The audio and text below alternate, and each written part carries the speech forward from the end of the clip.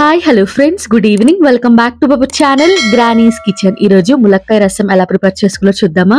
చాలా ఈజీ, చాలా టేస్టీ కూడా. రెగ్యులర్ రసం బోర్ కొట్టినప్పుడు ఇలా ములక్కాయ రసం ప్రిపేర్ చేసుకోండి, చాలా బాగా ఎంజాయ్ చేస్తారు. ఎలాగో సీజనే కాబట్టి డెఫినెట్ గా ట్రై చేయండి. వీడియోలోకి వెళ్లే ముందు ములక్కాయలో హెల్త్ బెనిఫిట్స్ ఏంటో చూసేయండి.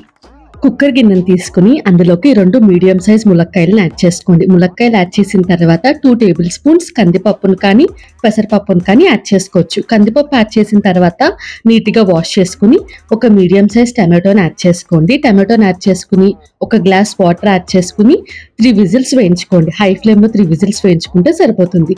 విజిల్స్ వచ్చేలోపు ఇక్కడ నేను నిమ్మకాయ సైజ్ అంత చింతపండుని నీళ్ళల్లో నానబెట్టుకుని పక్కన పెట్టుకుంటున్నాను. ఈ లోపు కుక్కర్ కూడా విజిల్ వచ్చేస్తుంది. 3 విజిల్స్ వేయించిన తర్వాత మూత తీసుకుని ఆవిరంతా పోయిన తర్వాత మూత తీసుకోవాలి.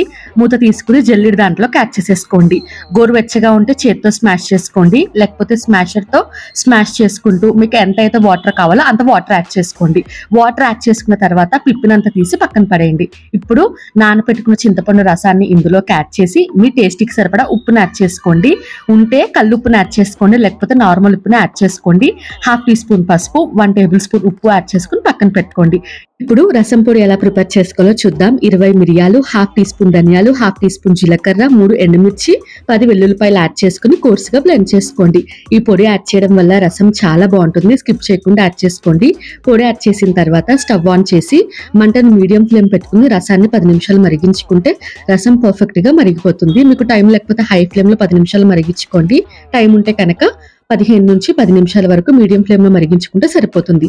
దింపేసే ముందు సన్నగా కట్ చేసి పెట్టుకున్న కొత్తిమీర, అలాగే కొద్దిగా కరివేపాకు యాడ్ చేసుకుని బాగా తిప్పుకుని ఇంకా స్టవ్ ఆఫ్ చేసేయండి. మీకు ఇష్టమైతే 1/2 టీ స్పూన్ పంచదార కానీ కొంచెం బెల్లం కానీ యాడ్ చేసుకుంటే ఫ్లేవర్స్ అన్ని బ్యాలెన్స్ అవుతాయి అనమాట. నేనైతే యాడ్ చేయట్లేదు. ఈ రసాన్ని పక్కన పెట్టేసుకుని ఇప్పుడు ఇందులోకి పోపు యాడ్ చేసుకుందాం. ఒక ప్యాన్ తీసుకుని అందులోకి 2 టేబుల్ స్పూన్స్ ఆయిల్ యాడ్ చేసుకోండి. ఆయిల్ బాగా హీట్ అయిన తర్వాత వెల్లుల్లిపాయలు, 1/2 టీ స్పూన్ ఆవాలు, జీలకర్ర, మెంతులు మొత్తం కలిపి 1/2 టీ స్పూన్ ఉండాలన్నమాట. ఆవాలు, మెంతులు, జీలకర్ర బాగా ఫ్రై అయిపోయిన తర్వాత స్టవ్ ఆఫ్ చేసే ముందు కొద్దిగా కరివేపాకు, ఎండుమిర్చి యాడ్ చేసి స్టవ్ ఆఫ్ చేసేసి ఈ తాలింపుని రసంలోకి యాడ్ చేసేసుకోండి. చాలా టేస్టీగా ఉంటుంది.